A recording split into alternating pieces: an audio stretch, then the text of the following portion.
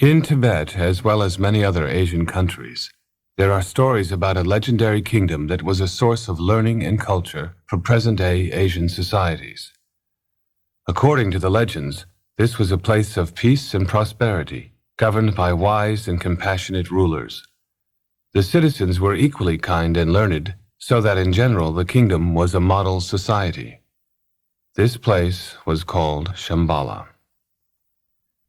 It is said that Buddhism played an important role in the development of the Shambhala society. The legends tell us that Shakyamuni Buddha gave advanced tantric teachings to the first king of Shambhala, Dawa Sangpo. These teachings, which are preserved as the Kalachakra Tantra, are considered to be among the most profound wisdom of Tibetan Buddhism. After the king had received this instruction, the stories say that all of the people of Shambhala began to practice meditation and to follow the Buddhist path of loving kindness and concern for all beings. In this way, not just the rulers, but all of the subjects of the kingdom became highly developed people.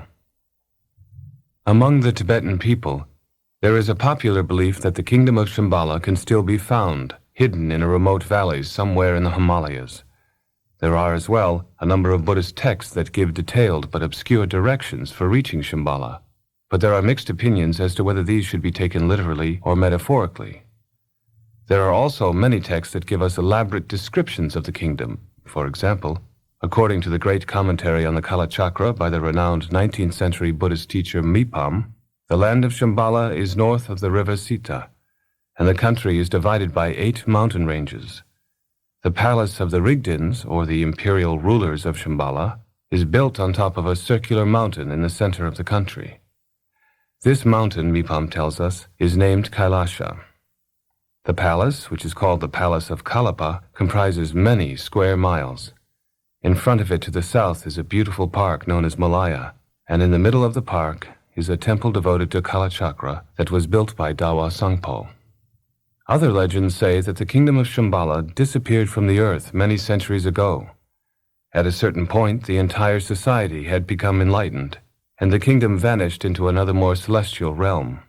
According to these stories, the Rigden kings of Shambhala continue to watch over human affairs and will one day return to earth to save humanity from destruction. Many Tibetans believe that the great Tibetan warrior king Gesar of Ling was inspired and guided by the Rigdens and the Shambhala wisdom. This reflects the belief in the celestial existence of the kingdom. Gesar is thought not to have traveled to Shambhala, so his link to the kingdom was a spiritual one. He lived in approximately the 11th century and ruled the provincial kingdom of Ling, which is located in the province of Kham, East Tibet. Following Gesar's reign, stories of his accomplishments as a warrior and ruler sprang up throughout Tibet, eventually becoming the greatest epic of Tibetan literature. Some legends say that Gesar will reappear from Shambhala, leading an army to conquer the forces of darkness in the world. In recent years, some Western scholars have suggested that the kingdom of Shambhala may actually have been one of the historically documented kingdoms of early times, such as the Zhangzung kingdom of Central Asia. Many scholars, however, believe that the stories of Shambhala are completely mythical. While it is easy enough to dismiss the kingdom of Shambhala as pure fiction, it is also possible to see in this legend the expression of a deeply rooted and very real human desire for a good and fulfilling life. In fact, among many Tibetan Buddhist teachers, there has long been a tradition that regards the kingdom of Shambhala not as an external place, but as the ground or root of wakefulness and sanity that exists as a potential within every human being. From that point of view, it is not important to determine whether the kingdom of Shambhala is fact or fiction. Instead, we should appreciate and emulate the ideal of an enlightened society that it represents. The current state of world affairs is a source of concern to all of us. The threat of nuclear war, widespread poverty and economic instability, social and political chaos, and psychological upheavals of many kinds. The world is in absolute turmoil. The Shambhala teachings are founded on the premise that there is basic human wisdom that can help to solve the world's problems. This wisdom does not belong to any one culture or religion, nor does it come only from the West or the East. Rather, it is a tradition of human warriorship that has existed in many cultures at many times throughout history. Warriorship here does not refer to making war on others. Aggression is the source of our problems, not the solution. Here, the word warrior is taken from the Tibetan pawo, which literally means one who is brave. Warriorship in this context is the tradition of human bravery, or the tradition of fearlessness. The North American Indians had such a tradition, and it also existed in South American Indian societies. The Japanese ideal of the samurai also represented a warrior tradition of wisdom, and there have been principles of enlightened warriorship in Western Christian societies as well. King Arthur is a legendary example of warriorship in the Western tradition, and great rulers in the Bible, such as King David, are examples of warriors common to both the Jewish and Christian traditions. On our planet Earth, there have been many fine examples of warriorship. The key to warriorship and the first principle of Shambhala vision is not being afraid of who you are. Ultimately, that is the definition of bravery, not being afraid of yourself. Shambhala vision teaches that in the face of the world's great problems, we can be heroic and kind at the same time. Shambhala vision is the opposite of selfishness. When we are afraid of ourselves and afraid of the seeming threat the world presents, then we become extremely selfish. We want to build our own little nests, our own cocoons, so that we can live by ourselves in a secure way. But we can be much more brave than that.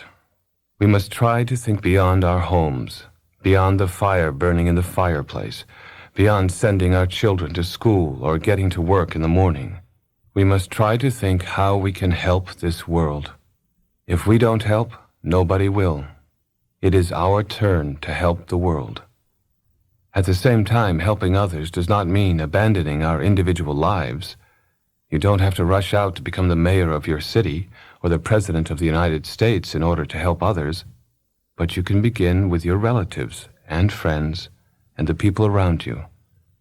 In fact, you can start with yourself. The important point is to realize that you are never off duty. You can never just relax because the whole world needs help. If we are willing to take an unbiased look, we will find that in spite of all our problems and confusion, all our emotional and psychological ups and downs, there is something basically good about our existence as human beings. Unless we discover that ground of goodness in our own lives, we cannot hope to improve the lives of others. If we are simply miserable and wretched beings, how can we possibly imagine, let alone realize, an enlightened society? Discovering real goodness comes from appreciating very simple experiences. We are not talking about how good it feels to make $1 million, or finally graduate from college, or buy a new house. But we are speaking here of the basic goodness of being alive, which does not depend on our accomplishments or fulfilling our desires. We experience glimpses of goodness all the time, but we often fail to acknowledge them. When we see a bright color, we are witnessing our own inherent goodness. When we hear a beautiful sound, we are hearing our own basic goodness. When we step out of the shower, we feel fresh and clean. And when we walk out of a stuffy room, we appreciate the sudden whiff of fresh air. These events may take a fraction of a second, but they are real experiences of goodness. They happen to us all the time, but usually we ignore them as mundane or purely coincidental. According to the Shambhala principles, however, it is worthwhile to recognize and take advantage of those moments because they are revealing basic non-aggression and freshness in our lives. Basic goodness. Every human being has a basic nature of goodness, which is undiluted and unconfused. That goodness contains tremendous gentleness and appreciation. As human beings, we can make love. We can stroke someone with a gentle touch. We can kiss someone with gentle understanding. We can appreciate beauty. We can appreciate the best of this world. We can appreciate its vividness, the yellowness of yellow, the redness of red, the greenness of green, the purpleness of purple. Our experience is real. When yellow is yellow, can we say it is red if we don't like the yellowness of it? That would be contradicting reality. When we have sunshine, can we reject it and say that the sunshine is terrible? Can we really say that? When we have brilliant sunshine or wonderful snowfall, we appreciate it. And when we appreciate reality, it can actually work on us. We may have to get up in the morning after only a few hours sleep, but if we look out the window and see the sun shining, it can cheer us up. We can actually cure ourselves of depression if we recognize that the world we have is good. It is not just an arbitrary idea that the world is good, but it is good because we can experience its goodness. We can experience our world as healthy and straightforward, direct and real, because our basic nature is to go along with the goodness of situations. The human potential for intelligence and dignity is attuned to experiencing the brilliance of the bright blue sky, the freshness of green fields, and the beauty of the trees and mountains. We have an actual connection to reality that can wake us up and make us feel basically, fundamentally good. Shambhala vision is tuning into our ability to wake ourselves up and recognize that goodness can happen to us. In fact, it is happening already. But then there is still a question. You might have made a genuine connection to your world, catching a glimpse of sunshine, seeing bright colors, hearing good music, eating good food, or whatever it may be. But how does a glimpse of goodness relate with ongoing experience? On the one hand, you might feel, I want to get that goodness that is in me and in the phenomenal world. So you rush around trying to find a way to possess it. Or on an even cruder level, you might say, how much does it cost to get that? That experience was so beautiful. I want to own it. The basic problem with that approach is that you never feel satisfied, even if you get what you want, because you still want it so badly. If you take a walk on Fifth Avenue, you see that kind of desperation. You might say that the people shopping on Fifth Avenue have good taste and therefore they have possibilities of realizing human dignity. But on the other hand, it is as though they were covered with thorns. They want to grasp more and more and more. Then there is the approach of surrendering or humbling yourself to get in touch with goodness. Someone tells you that he can make you happy if you will just give your life to his cause. If you believe that he has the goodness that you want, you may be willing to shave your hair, or wear robes, or crawl on the floor, or eat with your hands to get in touch with goodness. You are willing to trade in your dignity and become a slave. Both of those situations are attempts to retrieve something good, something real. If you are rich, you are willing to spend thousands of dollars on it. If you are poor, you are willing to commit your life to it. But there is something wrong with both of those approaches. The problem is that when we begin to realize the potential goodness in ourselves, we often take our discovery much too seriously. We might kill for goodness or die for goodness. We want it so badly. What is lacking is a sense of humor. Humor here does not mean telling jokes or being comical or criticizing others and laughing at them. A genuine sense of humor is having a light touch, not beating reality into the ground, but appreciating reality with a light touch. The basis of Shambhala vision is rediscovering that perfect and real sense of humor, that light touch of appreciation. As human beings, we are basically awake, and we can understand reality. We are not enslaved by our lives. We are free.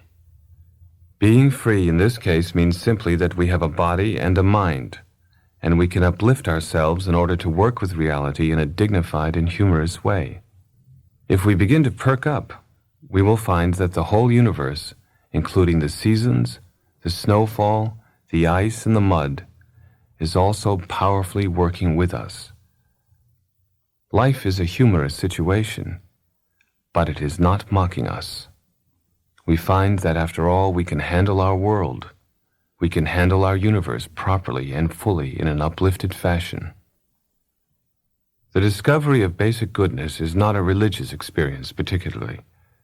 Rather, it is the realization that we can directly experience and work with reality, the real world that we are in.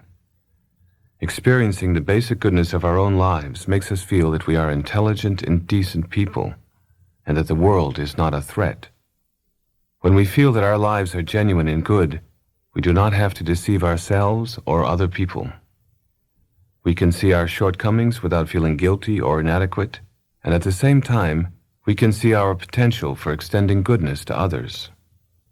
We can tell the truth straightforwardly and be absolutely open, but steadfast at the same time.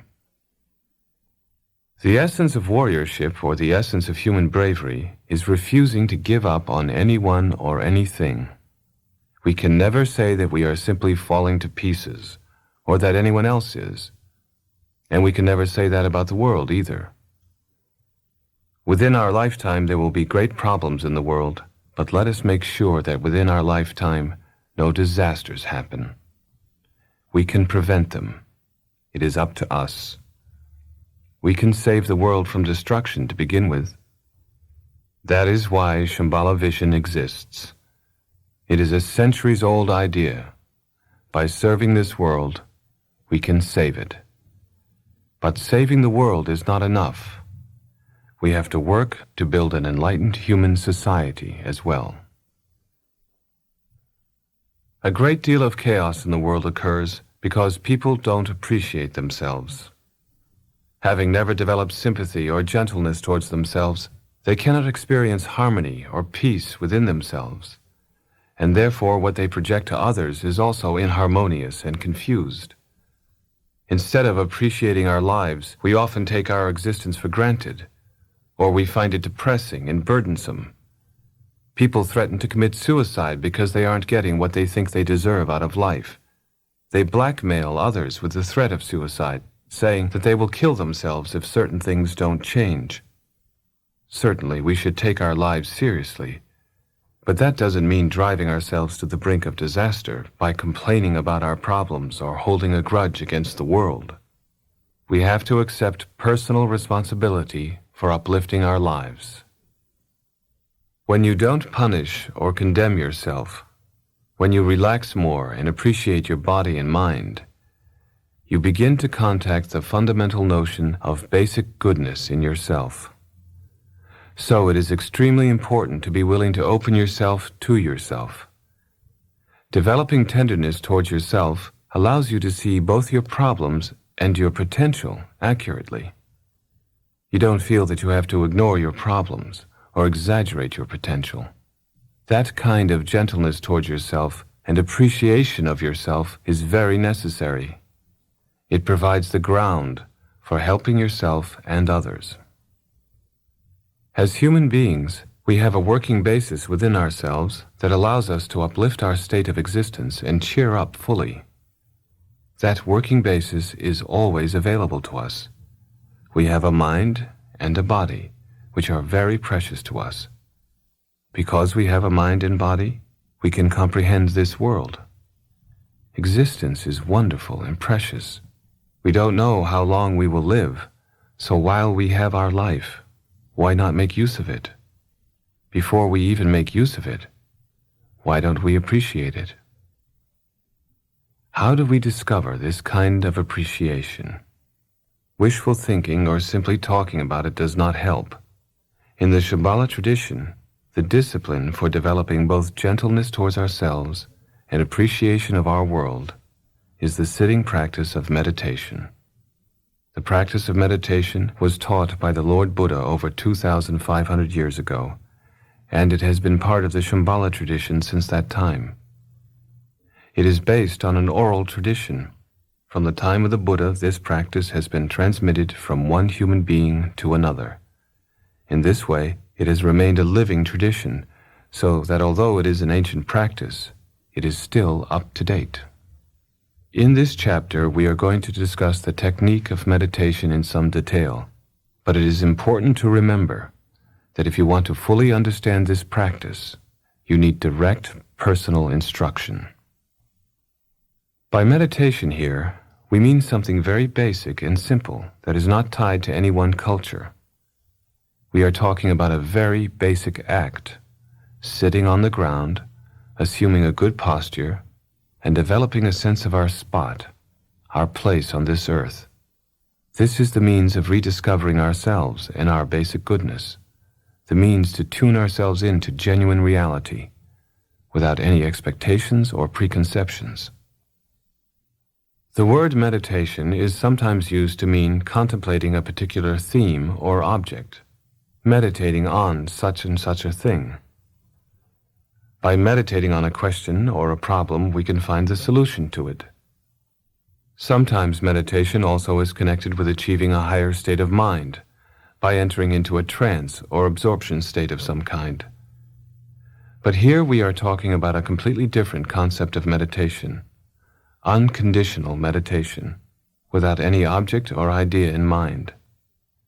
In the Shambhala tradition, meditation is simply training our state of being so that our body and mind can be synchronized. Through the practice of meditation, we can learn to be without deception, to be fully genuine and alive. Our life is an endless journey. It is like a broad highway that extends infinitely into the distance. The practice of meditation provides a vehicle to travel on that road. Our journey consists of constant ups and downs, hope and fear, but it is a good journey.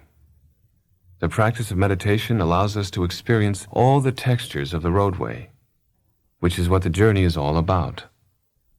Through the practice of meditation, we begin to find that within ourselves there is no fundamental complaint about anything or anyone at all.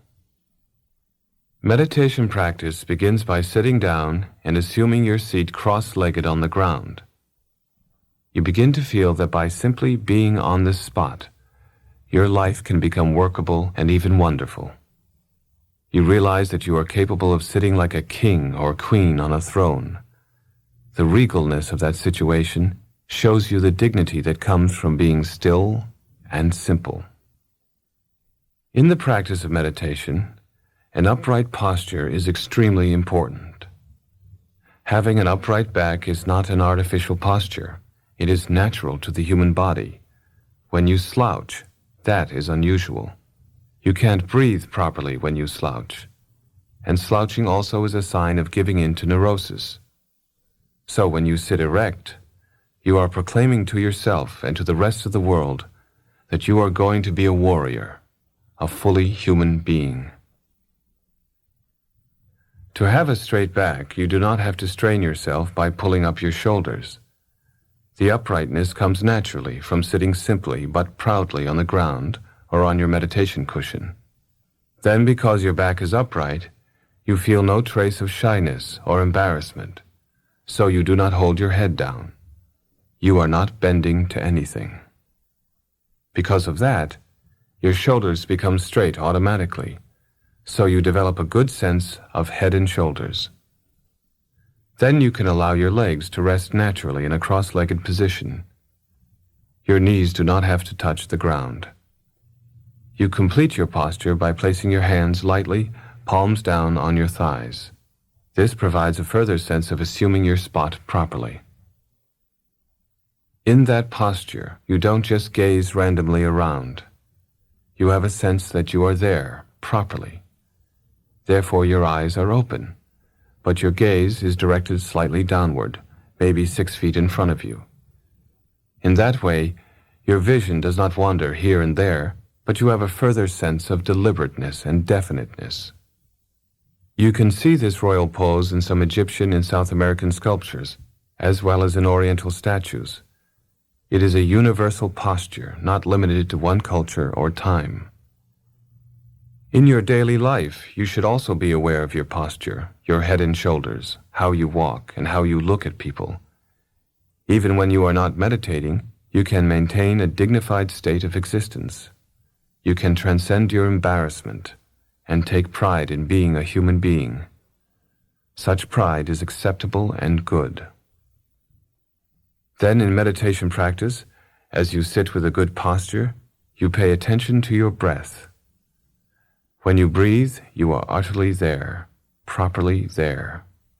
You go out with the out-breath, your breath dissolves, and then the in-breath happens naturally. Then you go out again. So there is a constant going out with the out-breath. As you breathe out, you dissolve, you diffuse. Then your in-breath occurs naturally. You don't have to follow it in. You simply come back to your posture, and you are ready for another out-breath. Go out and dissolve, then come back to your posture, then and come back to your posture. Then there will be an inevitable bing, thought. At that point, you say thinking. You don't say it out loud. You say it mentally. Thinking. Labeling your thoughts gives you tremendous leverage to come back to your breath. When one thought takes you away completely from what you are actually doing, when you do not even realize that you are on the cushion, but in your mind you are in San Francisco or New York City, you say, thinking, and you bring yourself back to the breath.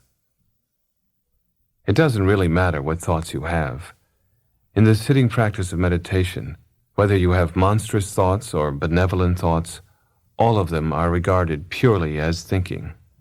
They are neither virtuous nor sinful.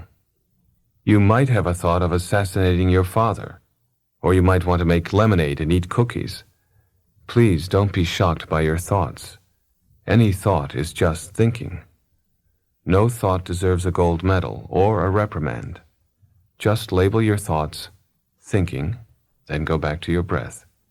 Thinking, back to the breath. Thinking, back to the breath. The practice of meditation is very precise. It has to be on the dot, right on the dot. It is quite hard work, but if you remember the importance of your posture, that will allow you to synchronize your mind and body. If you don't have a good posture, your practice will be like a lame horse trying to pull a cart. It will never work. So first you sit down and assume your posture, then you work with your breath. Go out, come back to your posture, come back to your posture. When thoughts arise, you label them thinking and come back to your posture, back to your breath. You have mind working with breath, but you always maintain body as a reference point. You are not working with your mind alone. You are working with your mind and your body, and when the two work together, you never leave reality. The ideal state of tranquility comes from experiencing body and mind being synchronized. If body and mind are unsynchronized, then your body will slump, and your mind will be somewhere else. It is like a badly made drum. The skin doesn't fit the frame of the drum, so either the frame breaks or the skin breaks, and there is no constant tautness. When mind and body are synchronized, then because of your good posture, your breathing happens naturally, and because your breathing and your posture work together, your mind has a reference point to check back to. Therefore, your mind will go out naturally with the breath. This method of synchronizing your mind and body is training you to be very simple and to feel that you are not special, but ordinary, extraordinary. You sit simply as a warrior, and out of that a sense of individual dignity arises. You are sitting on the earth, and you realize that this earth deserves you, and you deserve this earth. You are there, fully, personally, genuinely. So meditation practice in the Shambhala tradition is designed to educate people to be honest and genuine, true to themselves. In some sense, we should regard ourselves as being burdened. We have the burden of helping this world. We cannot forget this responsibility to others. But if we take our burden as a delight, we can actually liberate this world. The way to begin is with ourselves. From being open and honest with ourselves, we can also learn to be open with others. So we can work with the rest of the world on the basis of the goodness we discover in ourselves. Therefore, Meditation practice is regarded as a good and in fact excellent way to overcome warfare in the world, our own warfare as well as greater warfare.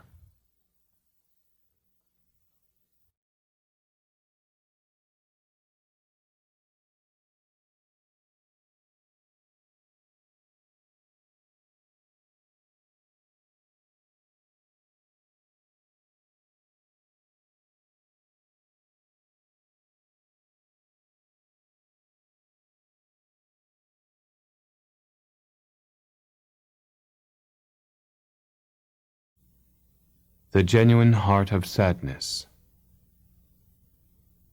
Imagine that you are sitting naked on the ground, with your bare bottom touching the earth. Since you are not wearing a scarf or hat, you are also exposed to heaven above. You are sandwiched between heaven and earth, a naked man or woman sitting between heaven and earth. Earth is always earth. The earth will let anyone sit on it, and earth never gives way. It never lets you go. You don't drop off this earth and go flying through outer space. Likewise, sky is always sky. Heaven is always heaven above you. Whether it is snowing or raining or the sun is shining, whether it is daytime or nighttime, the sky is always there. In that sense, we know that heaven and earth are trustworthy. The logic of basic goodness is very similar. When we speak of basic goodness, we are not talking about having allegiance to good and rejecting bad. Basic goodness is good because it is unconditional or fundamental. It is there already, in the same way that heaven and earth are there already. We don't reject our atmosphere. We don't reject the sun and the moon, the clouds and the sky. We accept them. We accept that the sky is blue. We accept the landscape and the sea. We accept highways and buildings and cities.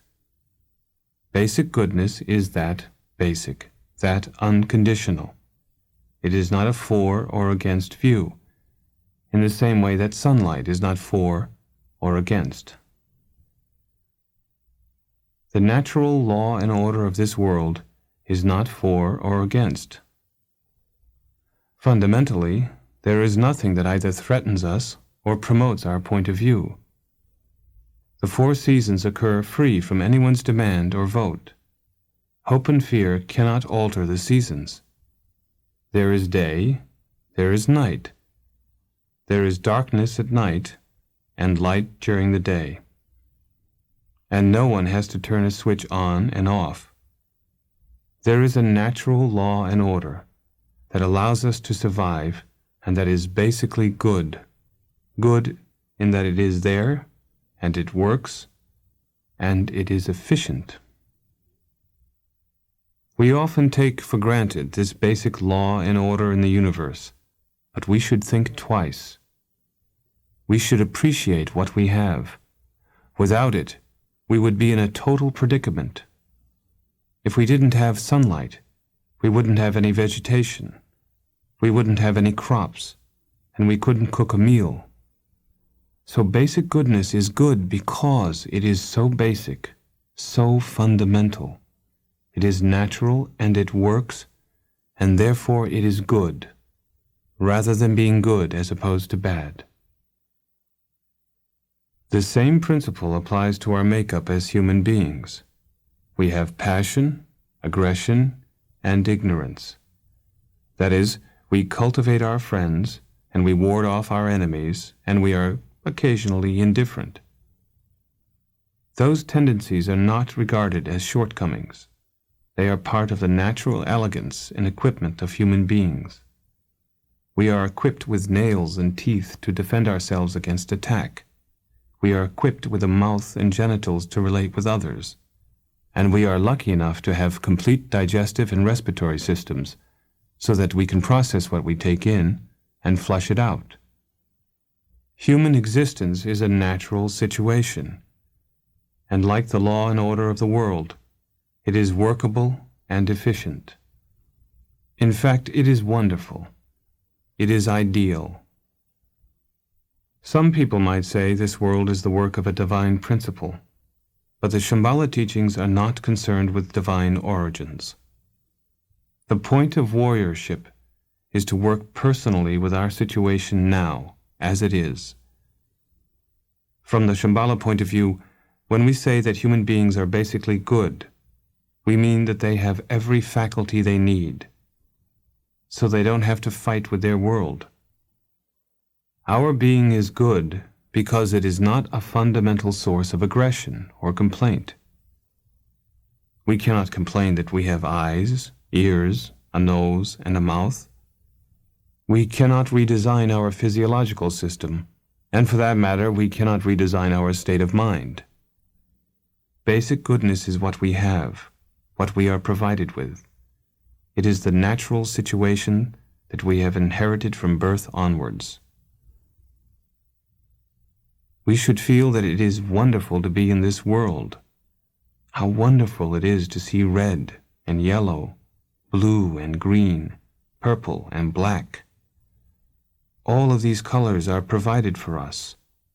We feel hot and cold. We taste sweet and sour. We have these sensations and we deserve them. They are good. So the first step in realizing basic goodness is to appreciate what we have. But then we should look further and more precisely at what we are, where we are, who we are, when we are, and how we are as human beings, so that we can take possession of our basic goodness. It is not really a possession, but nonetheless, we deserve it. Basic goodness is very closely connected to the idea of bodhicitta in the Buddhist tradition. Bodhi means awake or wakeful, and chitta means heart. So bodhicitta is awakened heart. Such awakened heart comes from being willing to face your state of mind. That may seem like a great demand, but it is necessary. You should examine yourself and ask how many times you have tried to connect with your heart, fully and truly. How often have you turned away, because you feared you might discover something terrible about yourself? How often have you been willing to look at your face in the mirror without being embarrassed? How many times have you tried to shield yourself by reading the newspaper, watching television, or just spacing out? That is the $64,000 question. How much have you connected with yourself at all in your whole life? The sitting practice of meditation is the means to rediscover basic goodness. And beyond that, it is the means to awaken this genuine heart within yourself. When you sit in the posture of meditation, you are exactly the naked man or woman that we described earlier, sitting between heaven and earth. When you slouch, you are trying to hide your heart, trying to protect it by slumping over. But when you sit upright but relaxed in the posture of meditation, your heart is naked. Your entire being is exposed. To yourself, first of all, but to others as well. So through the practice of sitting still and following your breath as it goes out and dissolves, you are connecting with your heart. By simply letting yourself be as you are, you develop genuine sympathy towards yourself. When you awaken your heart in this way, you find, to your surprise, that your heart is empty. You find that you are looking into outer space. What are you? Who are you? Where is your heart?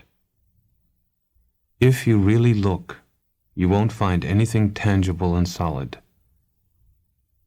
Of course, you might find something very solid if you have a grudge against someone, or you have fallen possessively in love. But that is not awakened heart. If you search for awakened heart, if you put your hand through your rib cage and feel for it, there's nothing there except for tenderness.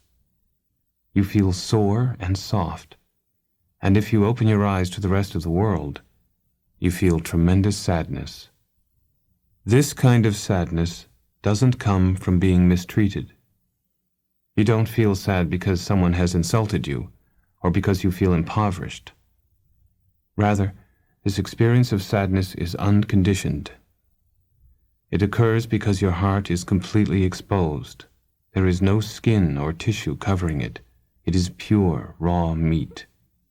Even if a tiny mosquito lands on it, you feel so touched. Your experience is raw and tender and so personal. The genuine heart of sadness comes from feeling that your non-existent heart is full. You would like to spill your heart's blood, give your heart to others. For the warrior, this experience of sad and tender heart is what gives birth to fearlessness. Conventionally, being fearless means that you are not afraid, or that if someone hits you, you will hit him back. However, we are not talking about that Street Fighter level of fearlessness. Real fearlessness is the product of tenderness. It comes from letting the world tickle your heart, your raw and beautiful heart. You are willing to open up without resistance or shyness and face the world. You are willing to share your heart with others. Fear and fearlessness. In order to experience fearlessness, it is necessary to experience fear. The essence of cowardice is not acknowledging the reality of fear. Fear can take many forms. Logically, we know we can't live forever. We know that we are going to die, so we are afraid. We are petrified of our death. On another level, we are afraid that we can't handle the demands of the world. This fear expresses itself as a feeling of inadequacy. We feel that our own lives are overwhelming, and confronting the rest of the world is more overwhelming.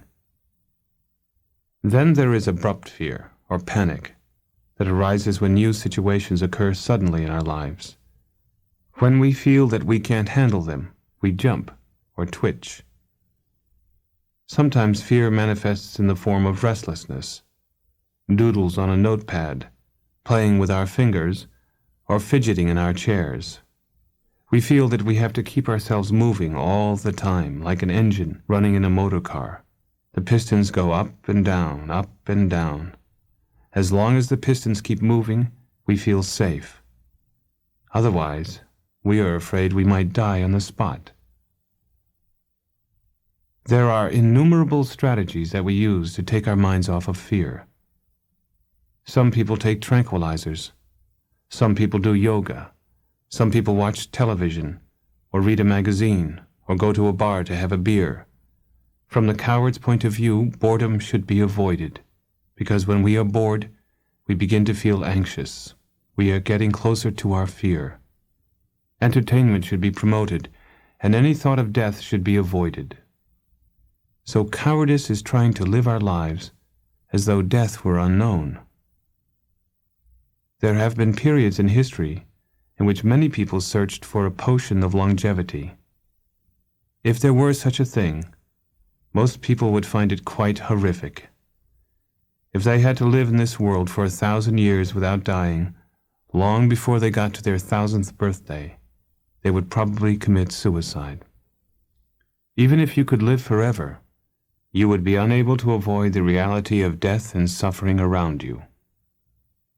Fear has to be acknowledged. We have to realize our fear and reconcile ourselves with fear. We should look at how we move, how we talk, how we conduct ourselves, how we chew our nails, how we sometimes put our hands in our pockets uselessly. Then we will find something out about how fear is expressed in the form of restlessness. We must face the fact that fear is lurking in our lives, always, in everything we do. On the other hand, acknowledging fear is not a cause for depression or discouragement. Because we possess such fear, we also are potentially entitled to experience fearlessness. True fearlessness is not the reduction of fear, but going beyond fear. Unfortunately, in the English language, we don't have a word that means that. Fearlessness is the closest term, but by fearless, we don't mean less fear, but beyond fear. Going beyond fear begins when we examine our fear, our anxiety, nervousness, concern, and restlessness. If we look into our fear, if we look beneath its veneer, the first thing we find is sadness beneath the nervousness. Nervousness is cranking up, vibrating all the time. When we slow down, when we relax with our fear, we find sadness, which is calm and gentle.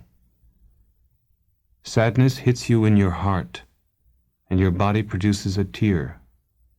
Before you cry, there is a feeling in your chest, and then, after that, you produce tears in your eyes. You are about to produce rain or waterfall in your eyes, and you feel sad and lonely, and perhaps romantic at the same time.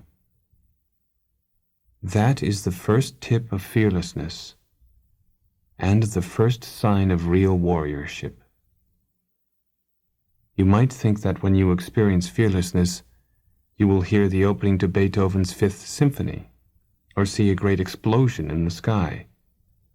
But it doesn't happen that way. In the Shambhala tradition, discovering fearlessness comes from working with the softness of the human heart. The birth of the warrior is like the first growth of a reindeer's horns. At first, the horns are very soft and almost rubbery, and they have little hairs growing on them. They are not yet horns as such. They are just sloppy growths with blood inside. Then, as the reindeer ages, the horns grow stronger, developing 4 points or 10 points or even 40 points. Fearlessness at the beginning is like those rubbery horns. They look like horns, but you can't quite fight with them.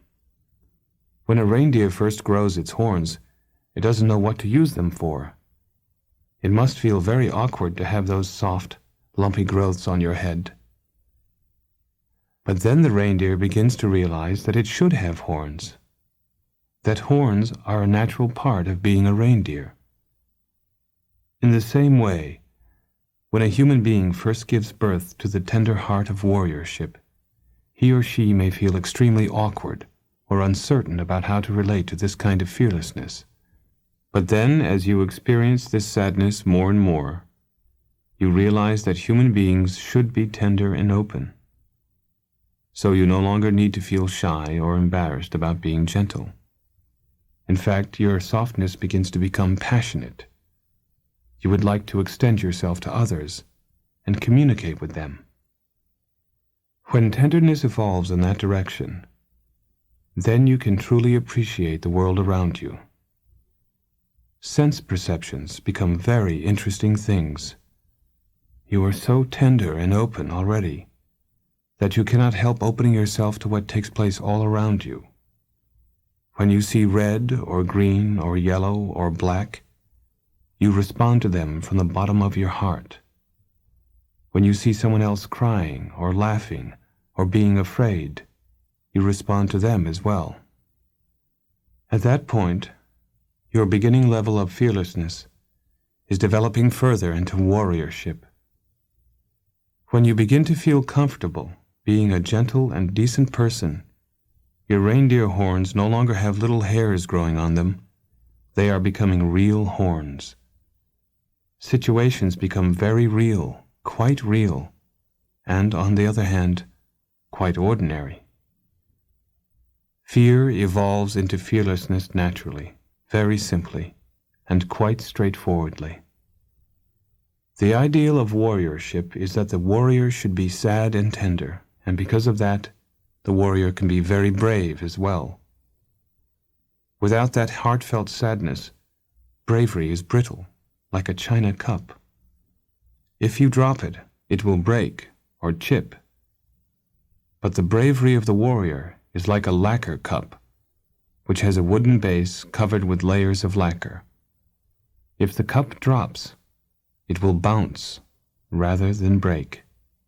It is soft and hard at the same time. Letting go.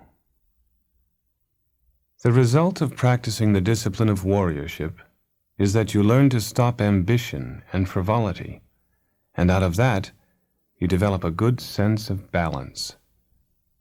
Balance comes not from holding on to a situation, but from making friends with heaven and earth.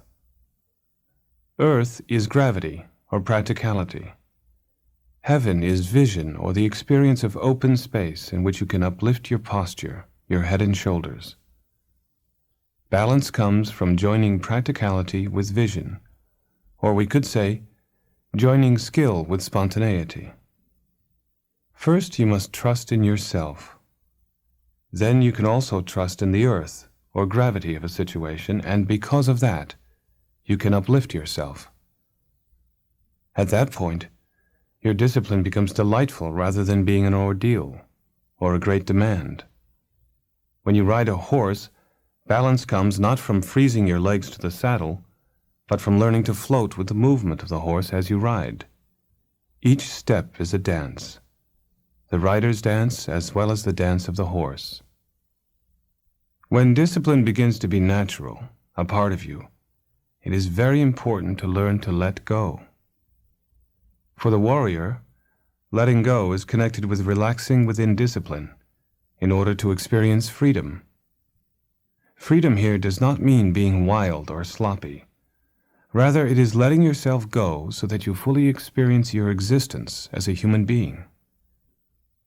Letting go is completely conquering the idea that discipline is a punishment for a mistake or a bad deed that you have committed or might like to commit. You have to completely conquer the feeling that there is something fundamentally wrong with your human nature, and that therefore you need discipline to correct your behavior. As long as you feel that discipline comes from outside, there is still a lingering feeling that something is lacking in you.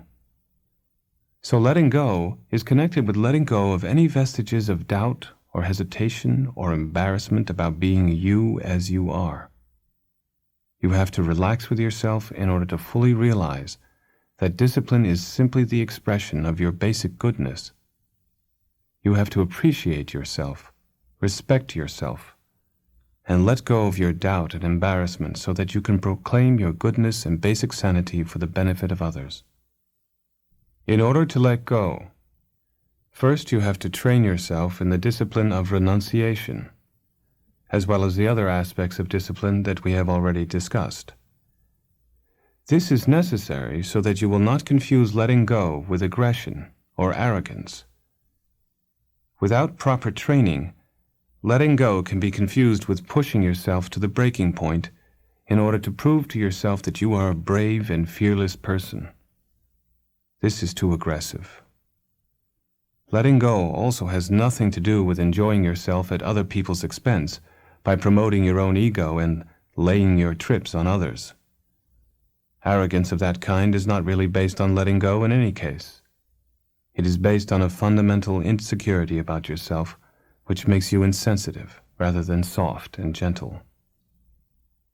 For example, a professional driver in an auto race can drive at 200 miles an hour on the racetrack because of his training. He knows the limits of the engine and the steering and the tires. He knows the weight of the car, the road conditions, and the weather conditions, so he can drive fast without it becoming suicidal. Instead, it becomes a dance. But if you play with letting go before you have established a proper connection with discipline, then it is quite dangerous. If you are learning to ski, and you try to let go and relax at an early level of your athletic training, you might easily fracture a bone. So if you mimic letting go, you may run into trouble. You might think that based on this discussion, you will never have sufficient training to let go and relax in your discipline. You might feel that you will never be ready to be a daring person. But once you have made a basic connection to discipline, it is time to let go of those doubts. If you are waiting for your discipline to become immaculate, that time will never come unless you let go.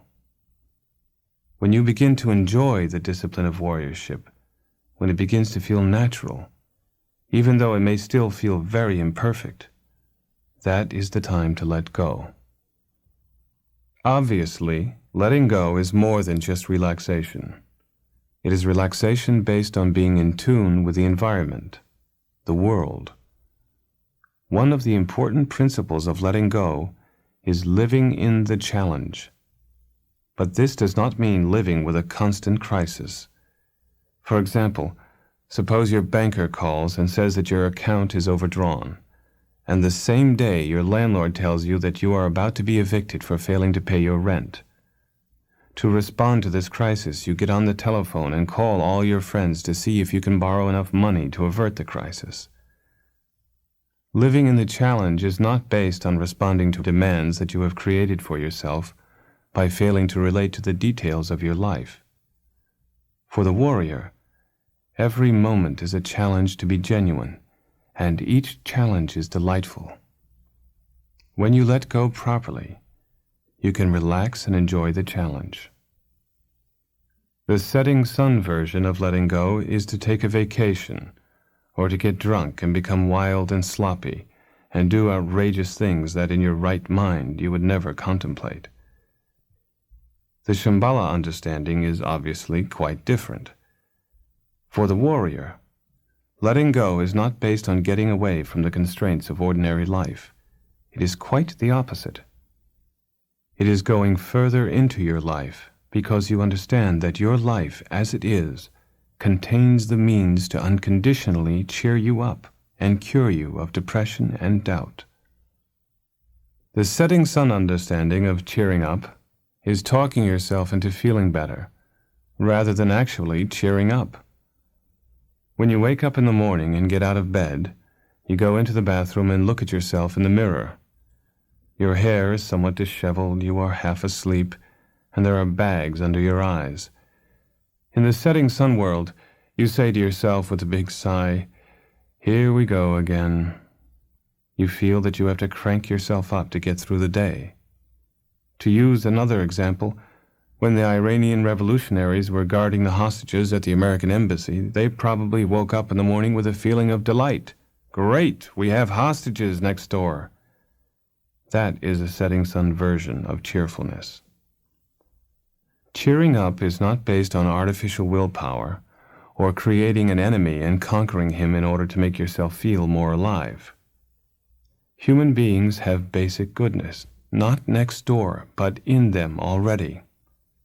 When you look at yourself in the mirror, you can appreciate what you see without worrying about whether what you see is what should be. You can pick up on the possibilities of basic goodness and cheer yourself up if you just relax with yourself. Getting out of bed, walking into the bathroom, taking a shower, eating breakfast, you can appreciate whatever you do without always worrying whether it fits your discipline or your plan for the day. You can have that much trust in yourself, and that will allow you to practice discipline much more thoroughly than if you constantly worry and try to check back to see how you are doing.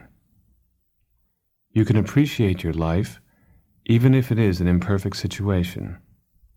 Perhaps your apartment is run down and your furniture is old and inexpensive. You do not have to live in a palace. You can relax and let go wherever you are. Wherever you are, it is a palace. If you move into an apartment that was left in a mess, you can spend the time to clean it up, not because you feel bad or oppressed by dirt, but because you feel good. If you take the time to clean up and move in properly, you can transform a dumpy apartment into an accommodating home. Human dignity is not based on monetary wealth. Affluent people may spend a great deal of money making their homes luxurious, but they may be creating artificial luxury. Dignity comes from using your inherent human resources by doing things with your own bare hands, on the spot, properly and beautifully. You can do that. Even in the worst of the worst situations, you can still make your life elegant. Your body is an extension of basic goodness. It is the closest implement or tool that you have to express basic goodness, so appreciating your body is very important. The food you eat, the liquor you drink, the clothes you wear, and getting proper exercise are all important. You don't have to jog or do push-ups every day, but it is important to take an attitude of caring about your body. Even if you have a physical handicap, you don't have to feel that you are imprisoned by it. You can still respect your body and your life. Your dignity extends beyond your handicap. In the name of heaven and earth, you can afford to make love to yourself.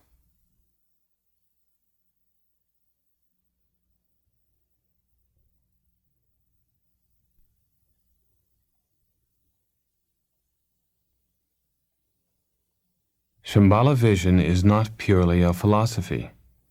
It is actually training yourself to be a warrior. It is learning to treat yourself better so that you can help to build an enlightened society. In that process, self-respect is very important, and it is wonderful, absolutely excellent. You may not have money to buy expensive clothes, but you don't have to feel that your economic problems are driving you into the depression of the setting sun world. You can still express dignity and goodness. You may be wearing jeans and a t-shirt, but you can be a dignified person wearing a t-shirt and cut-off jeans. The problem arises when you don't have respect for yourself, and therefore for your clothes. If you go to bed in a depression and throw your clothes on the floor, that is a problem.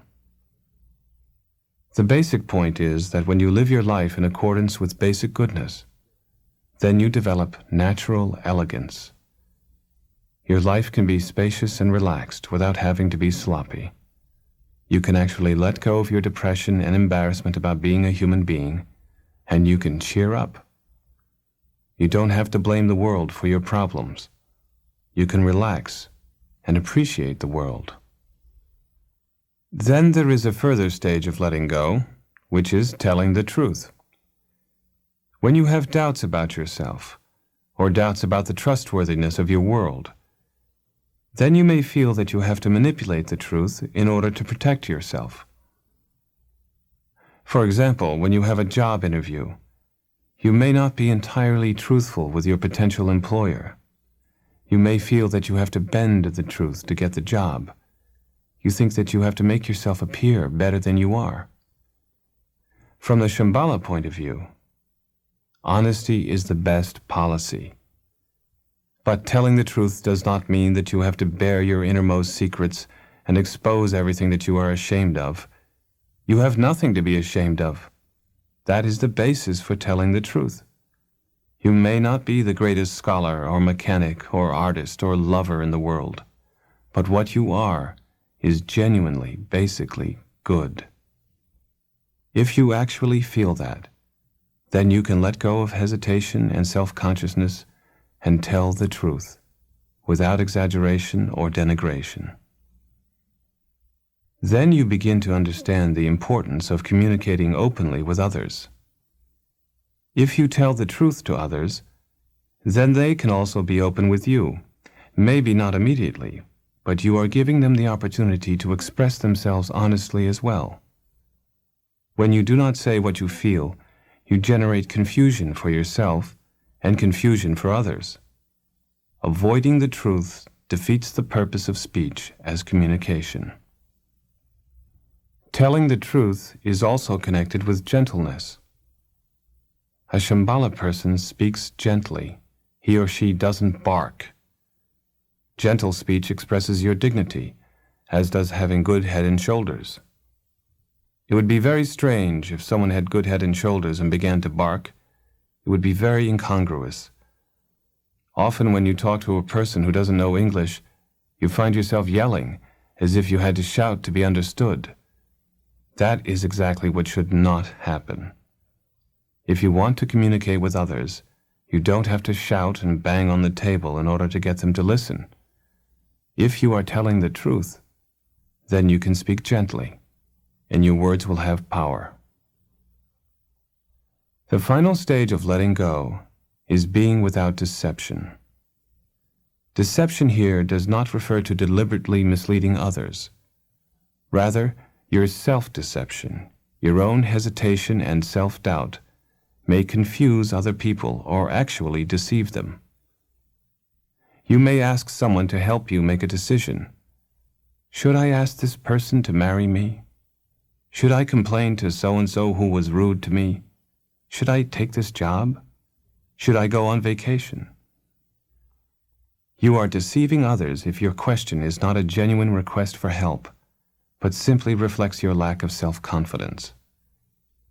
Being without deception is actually a further extension of telling the truth. It is based on being truthful with yourself. When you have a sense of trusting in your own existence, then what you communicate to other people is genuine and trustworthy. Self-deception often arises because you are afraid of your own intelligence and afraid you won't be able to deal properly with your life. You are unable to acknowledge your own innate wisdom. Instead, you see wisdom as some monumental thing outside of yourself. That attitude has to be overcome. In order to be without deception, the only reference point you can rely on is the knowledge that basic goodness exists in you already. The certainty of that knowledge can be experienced in the practice of meditation. In meditation, you can experience a state of mind that is without second thoughts, free from fear and doubt. That unwavering state of mind is not swayed by the temporary ups and downs of thoughts and emotions. At first, you may only have a glimpse. Through the practice of meditation, you glimpse a spark or a dot of unconditional, basic goodness. When you experience that dot, you may not feel totally free or totally good, but you realize that wakefulness, fundamental goodness, is there already. You can let go of hesitation, and therefore you can be without deception. There is an uplifted quality to your life, which exists effortlessly. The result of letting go is contacting that uplifted energy, which allows you to completely join together discipline and delight, so that discipline becomes both effortless and splendid. Everyone has experienced a wind of energy or power in their lives. For example, athletes feel a surge of energy when they are engaged in their sport. Or a person may experience a torrent of love or passion for another human being to whom he or she is attracted. Sometimes we feel energy is a cool breeze of delight, rather than a strong wind.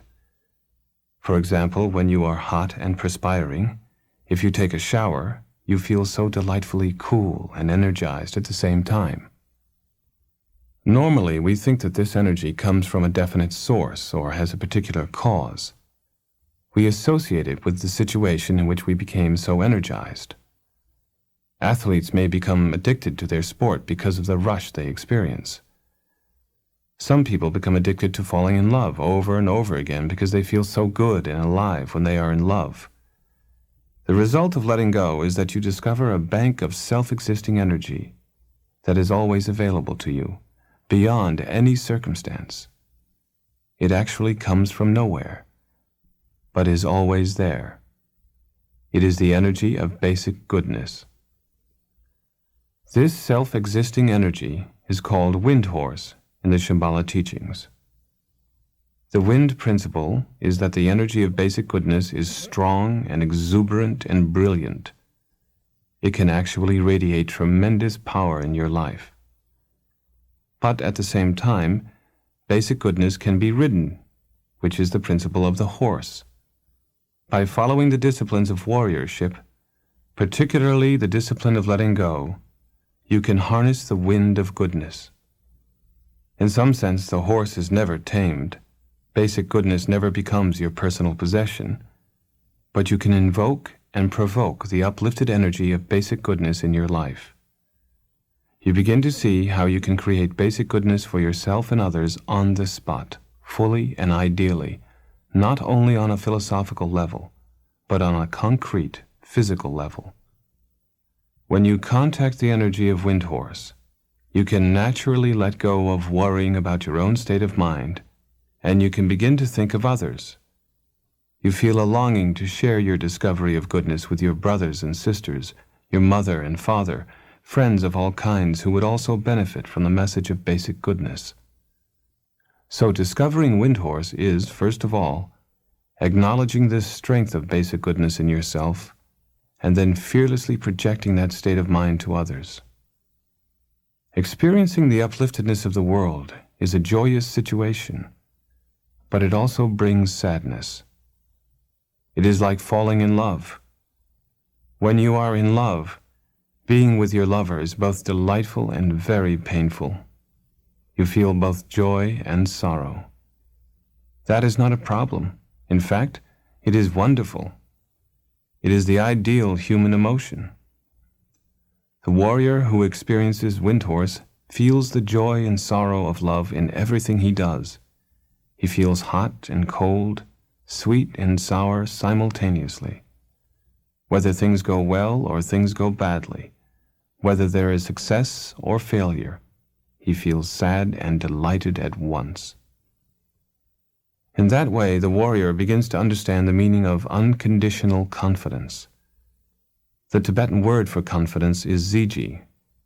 Z means shine or glitter, and Ji means splendor or dignity, and sometimes also has the sense of monolithic.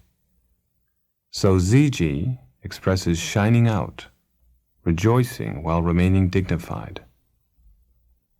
Sometimes confidence means that being in a choiceless state, you trust in yourself and use your savings, information, strength, good memory, and stiff upper lip, and you accelerate your aggression and tell yourself you're going to make it. That is the way of amateur warriors. In this case, confidence does not mean that you have confidence in something, but it is remaining in the state of confidence, free from competition or one-upmanship.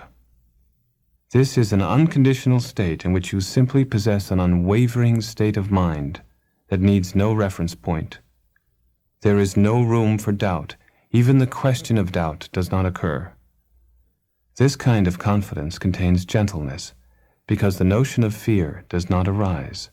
Sturdiness, because in the state of confidence there is ever-present resourcefulness. And joy, because trusting in the heart brings a greater sense of humor. This confidence can manifest as majesty, elegance, and richness in a person's life. Discovering magic. In 20th century society, the appreciation of simplicity has almost been lost. From London to Tokyo, there are problems with trying to create pleasure and comfort out of speed. The world is mechanized to such an extent that you don't even have to think. You just push a button and a computer gives you the answer. You don't have to learn to count. You press a button and a machine counts for you. Casualness has become increasingly popular because people think in terms of efficiency rather than appreciation. Why bother to wear a tie if the purpose of wearing clothes is just to cover your body? If the reason for eating food is only to fill your stomach and provide nutrition, why bother to look for the best meat, the best butter, the best vegetables? But the reality of the world is something more than the lifestyle that the 20th century world has embraced. Pleasure has been cheapened. Joy has been reduced. Happiness has been computerized. The goal of warriorship is to reconnect to the nowness of reality, so that you can go forward without destroying simplicity, without destroying your connection to this earth. In order to rediscover nowness, you have to look back to where you came from, back to the original state. In this case, looking back is not looking back in time, going back several thousand years. It is looking back into your own mind, to before history began, before thinking began, before thought ever occurred. When you are in contact with this original ground, then you are never confused by the illusions of past and future. You are able to rest continuously in nowness. This original state of being can be likened to a primordial or cosmic mirror. By primordial, we mean unconditioned, not caused by any circumstances. Something primordial is not a reaction for or against any situation. All conditionality comes from unconditionality. Anything that is made has to come from what was unmade to begin with. If something is conditioned, it has been created or formed. In the English language, we speak of formulating ideas or plans, or we may say, how should we form our organization? Or we may talk about the formation of a cloud. In contrast to that, the unconditioned is free from being formed, free from creation. This unconditioned state is likened to a primordial mirror because, like a mirror, it is willing to reflect anything, from the gross level up to the refined level, and it still remains as it is. The basic frame of reference of the cosmic mirror is quite vast, and it is free from any bias, kill or cure, hope or fear. The way to look back and experience the state of being of the cosmic mirror is simply to relax. In this case, relaxation is quite different from the setting sun idea of flopping or taking time off, entertaining yourself with a good vacation. Relaxation here refers to relaxing the mind, letting go of the anxiety and concepts and depression that normally bind you. The way to relax or rest the mind in nowness is through the practice of meditation. In meditation, you are neither for nor against your experience. That is, you don't praise some thoughts and condemn others, but you take an unbiased approach. You let things be as they are, without judgment, and in that way, you yourself learn to be, to express your existence directly, non-conceptually.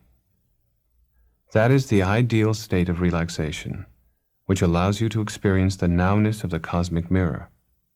In fact, it is already the experience of the cosmic mirror. If you are able to relax to a cloud by looking at it. Relax to a drop of rain and experience its genuineness. You can see the unconditionality of reality, which remains very simply in things as they are, very simply. When you are able to look at things without saying, this is for me or against me, I can go along with this or I cannot go along with this, then you are experiencing the state of being of the cosmic mirror, the wisdom of the cosmic mirror. You may see a fly buzzing, you may see a snowflake, you may see ripples of water, you may see a black widow spider, you may see anything, but you can actually look at all those things with simple and ordinary but appreciative perception. You experience a vast realm of perceptions unfolding. There is unlimited sound, unlimited sight, unlimited taste, unlimited feeling, and so on. The realm of perception is limitless, so limitless that perception itself is primordial, unthinkable, beyond thought. There are so many perceptions that they are beyond imagination. There are a vast number of sounds. There are sounds that you have never heard. There are sights and colors that you have never seen. There are feelings that you have never experienced before. There are endless fields of perception. Perception here is not just what you perceive, but the whole act of perceiving, the interaction between consciousness, the sense organs, and the sense fields, or the objects of perception. In some religious traditions, sense perceptions are regarded as problematic because they arouse worldly desires. However, in the Shambhala tradition, which is a secular tradition rather than a religious one, Sense perceptions are regarded as sacred. They are regarded as basically good. They are a natural gift, a natural ability that human beings have. They are a source of wisdom. If you don't see sights, if you don't hear sounds, if you don't taste food, you have no way to communicate with the phenomenal world at all. But because of the extraordinary vastness of perception, you have possibilities of communicating with the depth of the world of sight, the world of sound, the greater world. In other words, your sense faculties give you access to possibilities of deeper perception. Beyond ordinary perception, there is super sound, super smell, and super feeling existing in your state of being. These can be experienced only by training yourself in the depth of meditation practice, which clarifies any confusion or cloudiness and brings out the precision, sharpness, and wisdom of perception, the nowness of your world. In meditation, you experience the precision of breath going in and out. You feel your breath. It is so good. You breathe out, breath dissolves. It is so sharp and good. It is so extraordinary that ordinary preoccupations become superfluous. So meditation practice brings out the supernatural, if I may use that word. You do not see ghosts or become telepathic, but your perceptions become supernatural, simply supernatural. Normally, we limit the meaning of perceptions. Food reminds us of eating. Dirt reminds us to clean the house.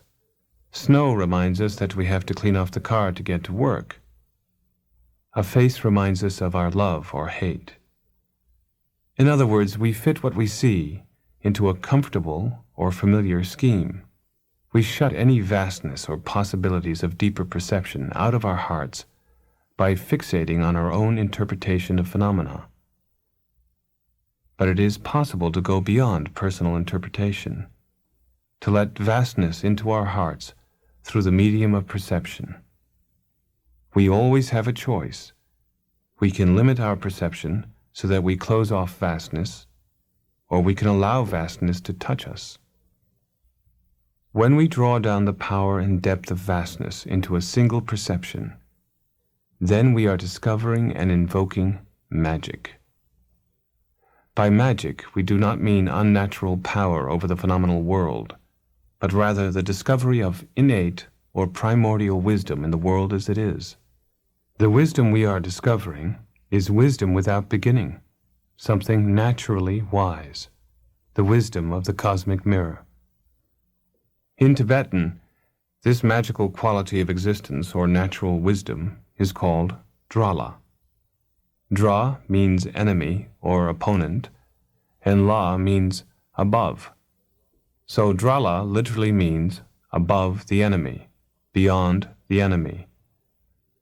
Drala is the unconditioned wisdom and power of the world that are beyond any dualism.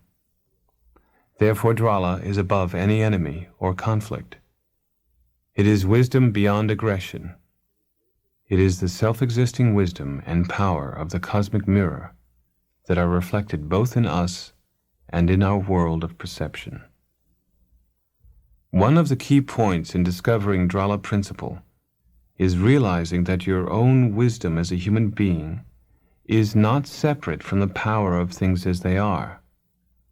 They are both reflections of the unconditioned wisdom of the cosmic mirror.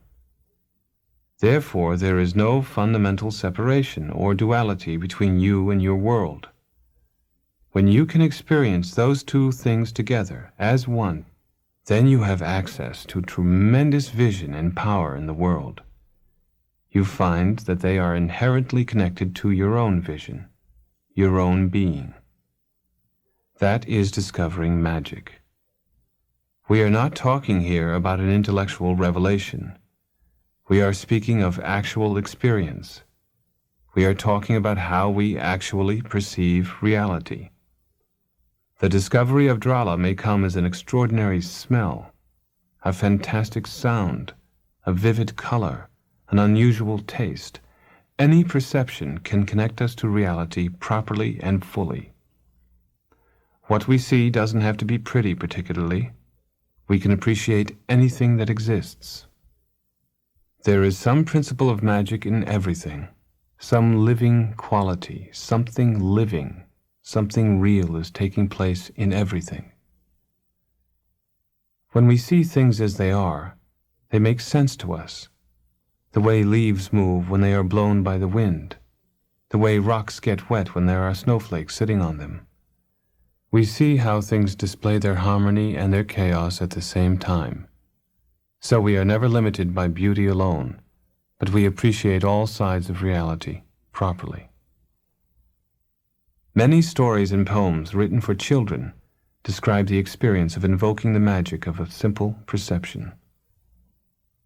One example is Waiting at the Window from Now We Are Six by A. Milne.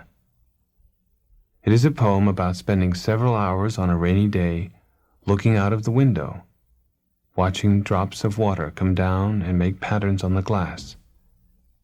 Reading this poem, you see the window, the rainy day, and the child with his face pressed to the glass, watching the raindrops, and you feel the child's sense of delight and wonder.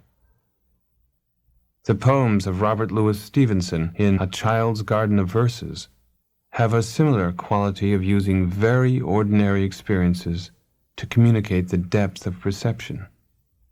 The poems My Shadow, My Kingdom, and Armies in the Fire exemplify this.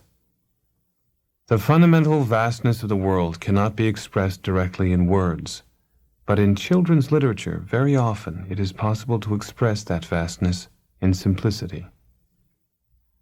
The Little Prince by Antoine de Saint-Exupéry is another wonderful example of literature that evokes the sense of ordinary or elemental magic. At one point in this story, the little prince meets a fox. The prince is very lonely and wants the fox to play with him, but the fox says that he cannot play unless he is tamed. The little prince asks the meaning of the word tame. The fox explains that it means to establish ties in such a way that the fox will become unique to the little prince, and the prince unique to the fox. Later, after the fox has been tamed, and the little prince must leave him, the fox also tells the prince what he calls my secret, a very simple secret, which is, it is only with the heart that one can see rightly.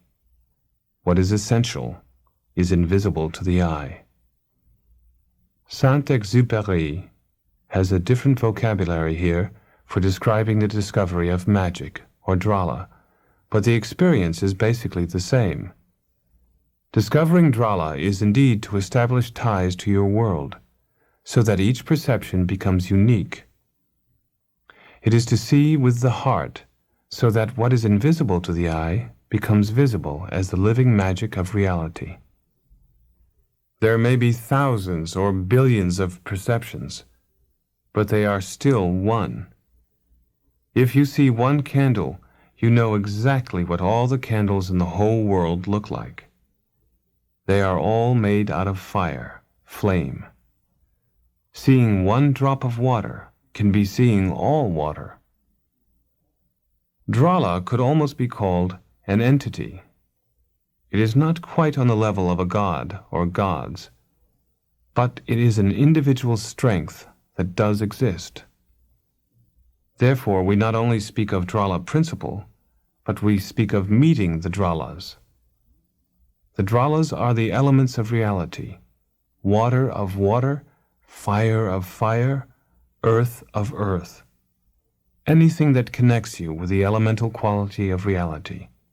Anything that reminds you of the depth of perception.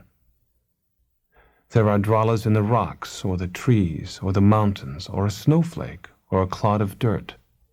Whatever is there, whatever you come across in your life, those are the dralas of reality. When you make that connection with the elemental quality of the world, you are meeting dralas on the spot. That is the basic existence of which all human beings are capable.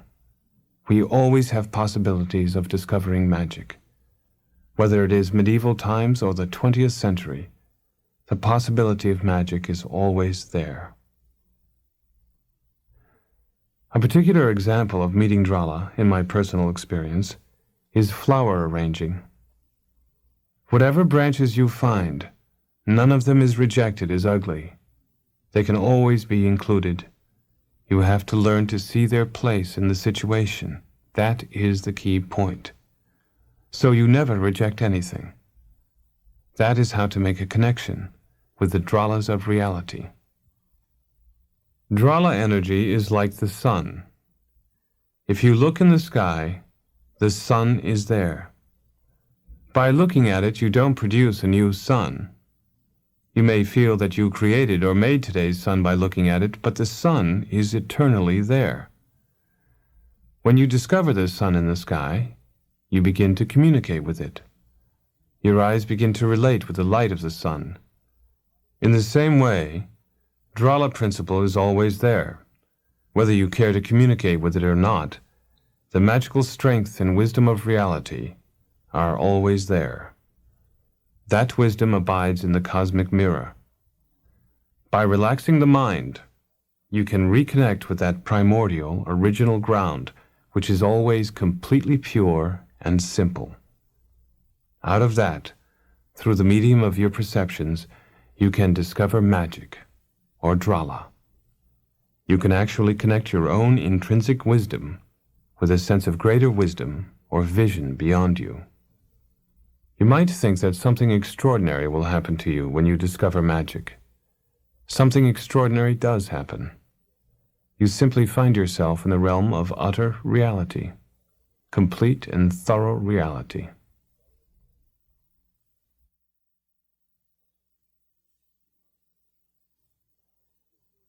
How to rule.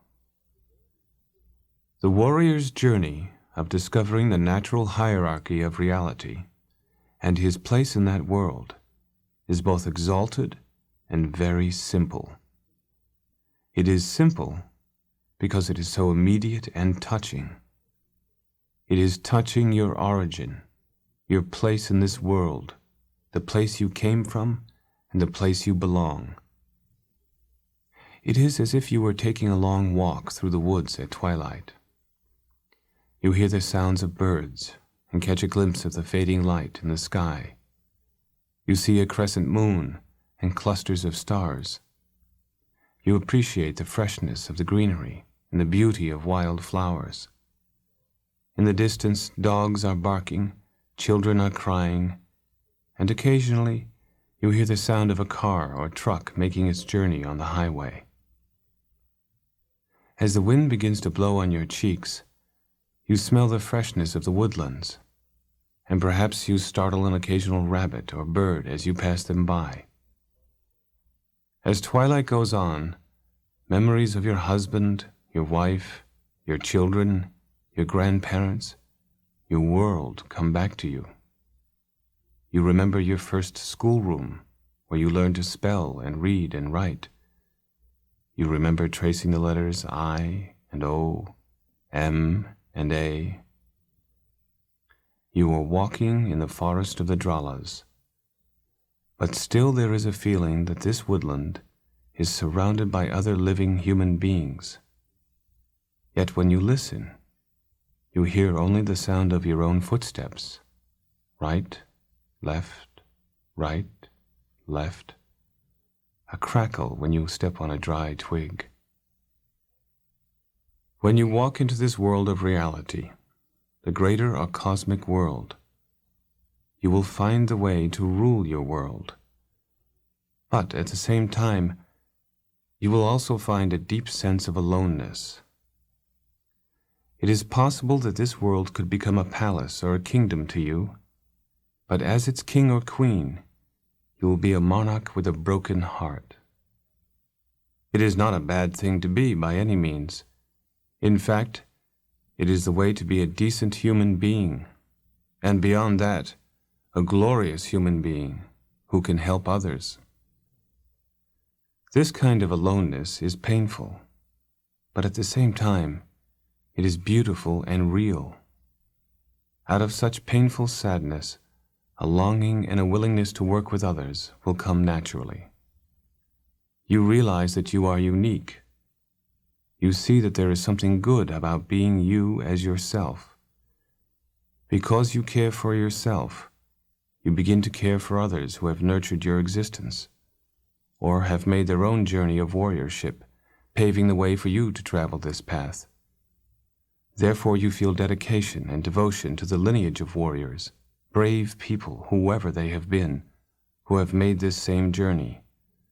And at the same time, you begin to care for all those who have yet to take this path, because you have seen that it is possible for you. You realize that you can help others to do the same. You begin to see that there are seasons in your life in the same way as there are seasons in nature. There are times to cultivate and create, when you nurture your world and give birth to new ideas and ventures. There are times of flourishing and abundance when life feels in full bloom, energized and expanding. And there are times of fruition when things come to an end. They have reached their climax and must be harvested before they begin to fade. And finally, of course, there are times that are cold and cutting and empty, times when the spring of new beginnings seems like a distant dream. Those rhythms in life are natural events. They weave into one another as day follows night, bringing not messages of hope and fear, but messages of how things are. If you realize that each phase of your life is a natural occurrence, then you need not be swayed, pushed up and down by the changes in circumstance and mood that life brings. You find that you have all opportunity to be fully in the world at all times, and to show yourself as a brave and proud individual in any circumstance. Normally, there appears to be a conflict between survival and celebration. Survival, taking care of your basic needs, is based on pragmatism, exertion, and often drudgery. Celebration, on the other hand, is often connected with extravagance and doing something beyond your means. The notion of ruling your world is that you can live in a dignified and disciplined way, without frivolity, and at the same time enjoy your life. You can combine survival and celebration. The kingdom that you are ruling is your own life. It is a householder's kingdom. Whether or not you have a husband or wife and children, still there is a structure and pattern to your daily life. Many people feel that the regularity of life is a constant imposition. They would like to have a different life, or a different menu every second, at every meal. It is necessary to settle down somewhere and work at having a regular, disciplined life. The more discipline that occurs, however, the more joyous life can be. So the pattern of your life can be a joyous one, a celebration, rather than obligation alone. That is what it means to rule the kingdom of your life. The notion of kingdom here is that your life is potentially wealthy and good. There's a great deal of misunderstanding about wealth. Generally, being wealthy means that you have lots of money. But the real meaning of wealth is knowing how to create a gold-like situation in your life. That is to say, you may have only $20 in your bank account, but you can still manifest richness in your world. Interestingly, if you are lost in the desert without food and water, even if you have lots of gold in your pack, you can't eat it and you can't drink it, so you are still starved and parched. That is analogous to what happens to many people who have money. They have no idea how to eat it and how to drink it. Once I heard a story about an Indian chief who struck oil on his property and became rich. He decided to buy 20 basins and bathtubs at once as a sign of his wealth. People can spend thousands of dollars and still be dissatisfied and in tremendous pain. Even with all that supposed wealth, they may still be unable to enjoy a simple meal. True wealth does not come about automatically. It has to be cultivated. You have to earn it. Otherwise, if you have lots of money, you will still be starved. So if you want to rule your world, please don't think that it means you have to spend a great deal of money. Rather, true wealth comes from using manpower, individual power. If your suit has lots of lint, don't send it to the cleaners right away. Clean it yourself. That is much less expensive and also more dignified. You put your own energy and effort into caring for your world. The key to wealth, or the golden key, is appreciating that you can be poor, or I should say unmoneyed, and still feel good, because you have a sense of wealthiness in any case already. That is the wonderful key to richness and the first step in ruling, appreciating that wealth and richness comes from being a basically decent human being. You do not have to be jealous of those who have more, in an economic sense, than you do. You can be rich, even if you are poor. That twist is a very interesting one, and very powerful in terms of how to deal with world problems. Too often, the politics of this world are based on poverty. If people are poor, they want to take money or resources away from those who have more. And if people are wealthy, in the sense of having money, then they want to hold on to what they have, because they think that giving up some of their money will make them impoverished. With that mentality on both sides, it is difficult to imagine any fundamental change taking place. Or if it does take place, it is based on tremendous hatred and violence because both sides are hanging on so tightly to what they think is important. Of course, if you are starving, then what you want is food. In fact, food is what you need. But the genuine desires of those who are in need can be ruthlessly manipulated.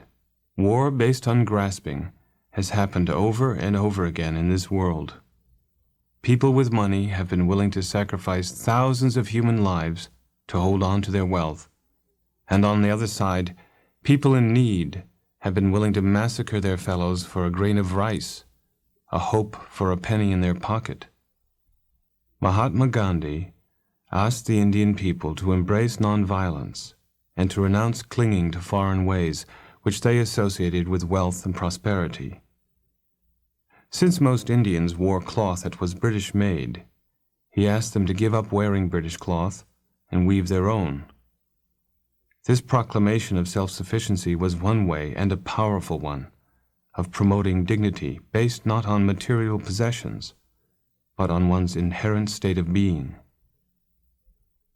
But at the same time, with every respect for Gandhi's vision of non-aggression, which he calls satyagraha, or seizing the truth, we should not confuse his message with extreme asceticism. In order to find one's inherent wealth, it is not necessary to renounce all material possessions and worldly pursuits. If a society is to have a sense of command and being ruled, then someone has to wear the three-piece suit at the negotiating tables. Someone has to wear a uniform to keep the peace. The basic message of the Shambhala teachings is that the best of human life can be realized under ordinary circumstances. That is the basic wisdom of Shambhala, that in this world as it is, we can find a good and meaningful human life that will also serve others. That is our true richness. At a time when the world faces the threat of nuclear destruction and the reality of mass starvation and poverty, ruling our lives means committing ourselves to live in this world as ordinary but fully human beings. The image of the warrior in the world is indeed precisely this. In a practical sense, how can we bring this sense of richness and ruling into our ordinary lives? When the warrior has achieved a certain mentality, having understood the basic principles of dignity and gentleness thoroughly, as well as having an appreciation for the Drala principle, then he or she should reflect on the general sense of wealth or richness in his life. The basic practice of richness is learning to project the goodness that exists in your being, so that a sense of general goodness shines out. That goodness can be reflected in the way your hair is combed, the way your suit fits, the way your living room looks, and whatever there is in your immediate world. Then it is possible to go further and experience greater richness by developing what are called the 7 riches of the universal monarch. These are very ancient categories, first used in India to describe the qualities of a ruler. In this case, we are talking about developing these qualities individually, personally. The first richness of the ruler is to have a queen. The queen, or we could say wife or husband if you like, represents the principle of decency in your household. When you live with someone with whom you can share your life, both your wisdom and your negativities, it encourages you to open up your personality. You don't bottle things up. However, a Shambhala person does not have to be married. There is always room for bachelors. Bachelors are friends to themselves, as well as having a circle of friends. The basic principle is to develop decency and reasonability in your relationships. The second richness of the universal monarch is the minister. The principle of the minister is having a counselor.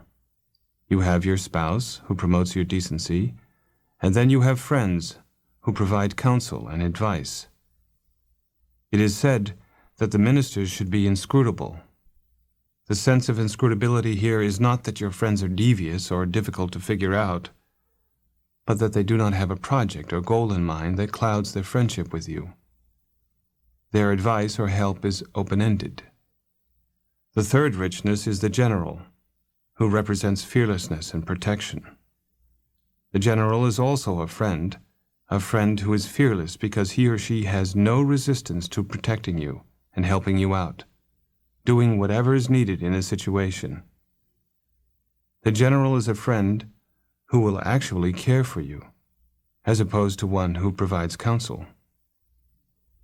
The fourth richness is the steed, or horse.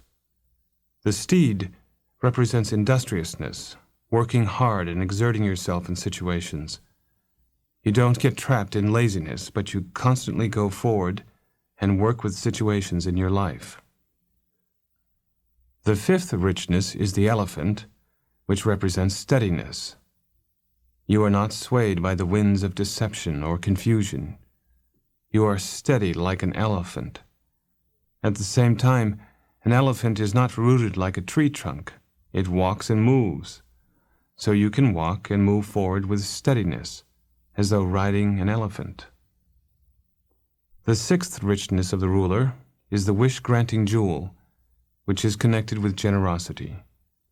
You don't just hold on to the richness that you achieve by applying the previous principles, but you let go and give by being hospitable, open, and humorous. Number 7 is the wheel. Traditionally, the ruler of the entire universe holds a gold wheel, while the monarch who rules this earth alone receives an iron wheel. The rulers of Shambhala are said to have held the iron wheel because they ruled on this earth. On a personal level, the wheel represents command over your own world. You take your seat properly and fully in your life, so that all of the previous principles can work together to promote richness and dignity in your life. By applying these 7 principles of richness, you can actually handle your family life properly. You have a wife or husband which promotes decency. You have close friends who are your advisors. And you have your guardians or companions who are fearless and loving you. Then you have exertion in your journey, in your work, which is represented by the horse.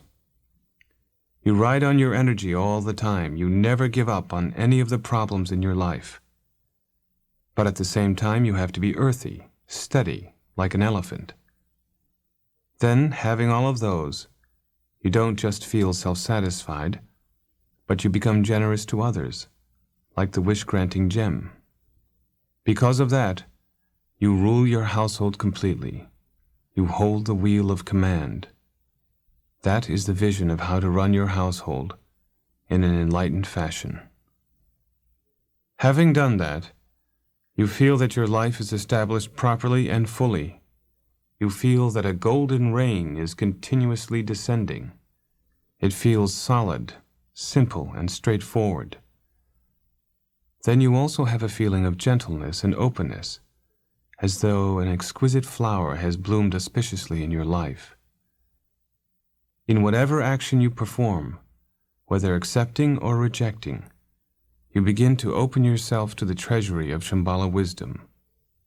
The point is that when there is harmony, then there is also fundamental wealth. Although at that particular point you might be penniless, there is no problem. You are suddenly, eternally rich. If you want to solve the world's problems, you have to put your own household, your own individual life in order first. That is somewhat of a paradox. People have a genuine desire to go beyond their individual cramped lives to benefit the world. But if you do not start at home, then you have no hope of helping the world.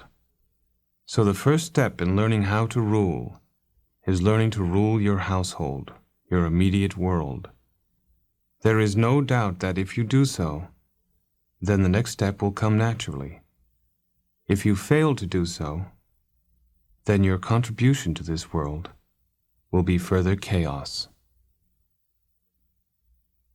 The Universal Monarch.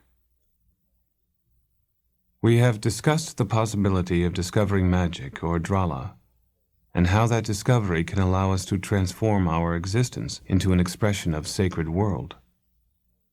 Although in some respects, all of these teachings are based on very simple and ordinary experiences, at the same time, you might feel somewhat overwhelmed by this perspective, as though you were surrounded by monumental wisdom. You still might have questions about how to go about actualizing the vision of warriorship. Is it simply your personal willpower and exertion which bring about the courage to follow the path of the Shambhala warriors? Or do you just imagine that you are seeing the great eastern sun and hope for the best, that what you have seen is it? Neither of these will work. We have seen in the past that some people try to become warriors with an intense push, but the result is further confusion, and the person uncovers layer upon layer of cowardice and incompetence.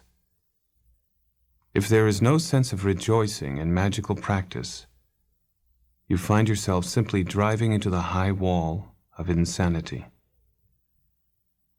The way of the warrior, how to be a warrior, is not a matter of making amateurish attempts, hoping that one day you will be a professional. There is a difference between imitating and emulating. In emulating warriorship, the student of warriorship goes through stages of disciplined training and constantly looks back and re-examines his own footprints or handiwork. Sometimes you find signs of development, and sometimes you find signs that you missed the point. Nevertheless, this is the only way to actualize the path of the warrior. The fruition of the warrior's path is the experience of primordial goodness, or the complete unconditional nature of basic goodness. This experience is the same as the complete realization of egolessness, or the truth of non-reference point.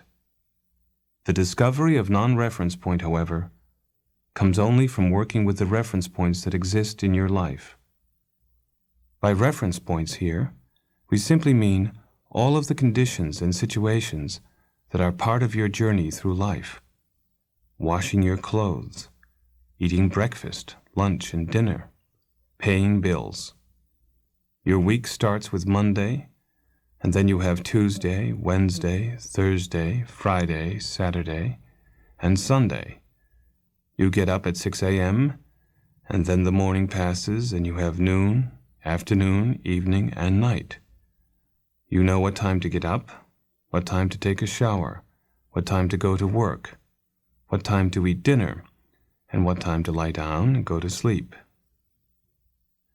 Even a simple act like drinking a cup of tea contains many reference points. You pour yourself a cup of tea.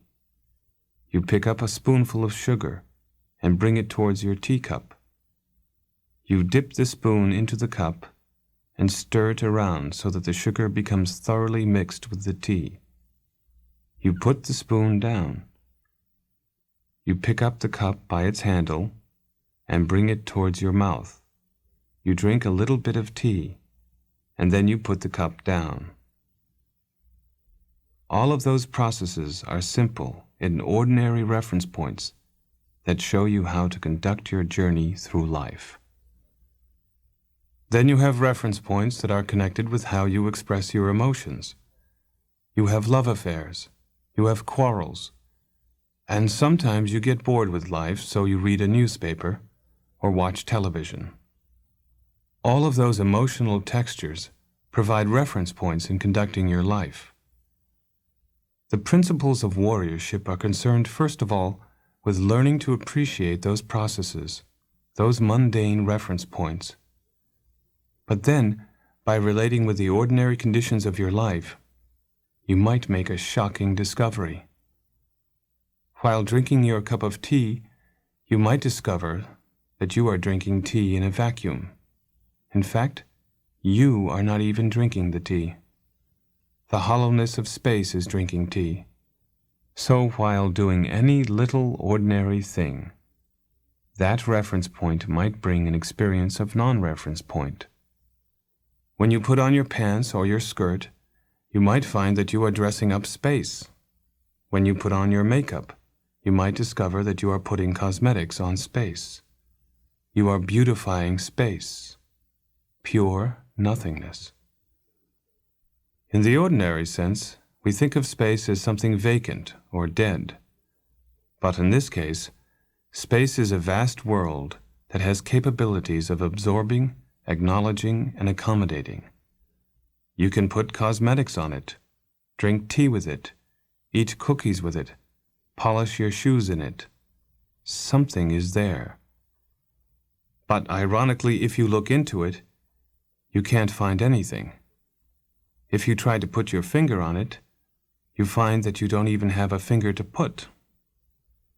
That is the primordial nature of basic goodness. And it is that nature which allows a human being to become a warrior, to become the warrior of all warriors. The warrior, fundamentally, is someone who is not afraid of space. The coward lives in constant terror of space. When the coward is alone in the forest and doesn't hear a sound, he thinks there is a ghost lurking somewhere. In the silence, he begins to bring up all kinds of monsters and demons in his mind. The coward is afraid of darkness because he can't see anything. He is afraid of silence because he can't hear anything. Cowardice is turning the unconditional into a situation of fear by inventing reference points or conditions of all kinds. But for the warrior, unconditionality does not have to be conditioned or limited. It does not have to be qualified as either positive or negative, but it can just be neutral, as it is. The setting sun world is afraid of space, afraid of the truth of non-reference point. In that world, people are afraid to be vulnerable. They are afraid to expose their flesh, bone, and marrow to the world outside. They are afraid to transcend the conditions or reference points they have set up for themselves. In the setting sun world, people believe absolutely in their reference points. They think that if they open themselves, they will be exposing an open wound to germs and disease. A hungry vampire may be nearby and smell the blood and come to eat them up. The setting sun world teaches that you should guard your flesh and blood, that you should wear a suit of armor to protect yourself. But what are you really protecting yourself from? Space. If you succeed in encasing yourself completely, you may feel secure, but you will also feel terribly lonely. This is not the loneliness of the warrior, but the loneliness of the coward, the loneliness of being trapped in the cocoon, cut off from basic human affection. You don't know how to take off your suit of armor. You have no idea how to conduct yourself without the reference point of your own security. The challenge of warriorship is to step out of the cocoon, to step out into space by being brave and at the same time gentle. You can expose your wounds and flesh, your sore points. Usually, when you have a wound, you put a Band-Aid on it until it heals. Then you take off the bandage and expose the healed flesh to the world outside. In this case, you expose an open wound, open flesh, unconditionally. You can be completely raw and exposed with your husband or your wife, your banker, your landlord, anyone you meet. Out of that comes an extraordinary birth, the birth of the universal monarch. The Shambhala definition of a monarch is someone who is very raw and sensitive, willing to open his or her heart to others. That is how you become a king or queen, the ruler of your world. The way to rule the universe is to expose your heart, so that others can see your heart beating, see your red flesh, and see the blood pulsating through your veins and arteries. Ordinarily, we think of a king in the negative sense, as someone who holds himself apart from others, hiding in his palace and creating a kingdom to shield himself from the world. Here we are speaking of opening yourself to other human beings in order to promote human welfare. The monarch's power in the Shambhala world comes from being very soft. It comes from opening your heart so that you share your heart with others. You have nothing to hide, no suit of armor. Your experience is naked and direct. It is even beyond naked. It is raw, uncooked. This is the fruition of warriorship, the complete primordial realization of basic goodness. At that level, there is absolutely no doubt about basic goodness, or therefore about yourself. When you expose your naked flesh to the universe, can you say, "Should I put a second skin on? Am I too naked?" You can't. At that point, there is no room for second thoughts. You have nothing to lose and nothing to gain. You simply expose your heart completely.